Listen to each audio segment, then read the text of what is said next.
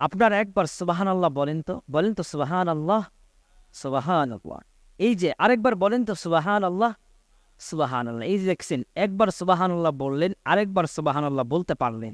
এর মানে কি বুঝেন? এর মানেই হচ্ছে আপনার প্রথম সুবহানাল্লাহ আল্লাহর দরবারে কবুল হয়েছে বিদায় পরের সুবহানাল্লাহ আপনি বলতে পেরেছেন। সুবহান। আপনি যখন সকালবেলায় খাবার খান, ব্রেকফাস্ট করেন, আপনার ওই খাবারটা যখন হজম হয়ে যায়, আপনার দুপুরের খাবারের চাহিদা হয়।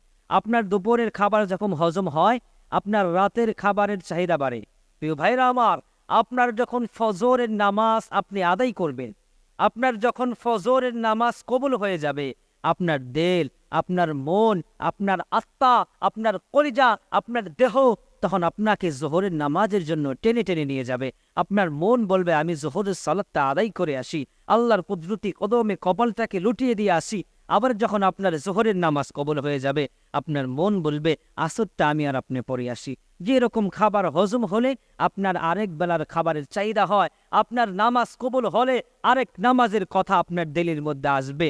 অতএব আপনার নামাজের প্রতি যখন ভালোবাসা জন্মাবে, আপনার নামাজের প্রতি যখন মোহাম্মত হবে, ভালোবাসা আসবে, তখন আপনি মনে করে নেবেন আপনার আগের উক্তর নামাজ আল্লাহ কবুল করে নিয়েছেন। অতএব হতাশার কোনো কারণ নাই, ডিপ্রেশনের কোনো কারণ নাই, চিন্তারও কোনো কারণ নাই। নামাজ পড়তে মন চাইলেই বোঝা যাবে আল্লাহ আমাকে ভালোবেসেছেন, যেই কারণে নামাজ পড়তে মন চায়।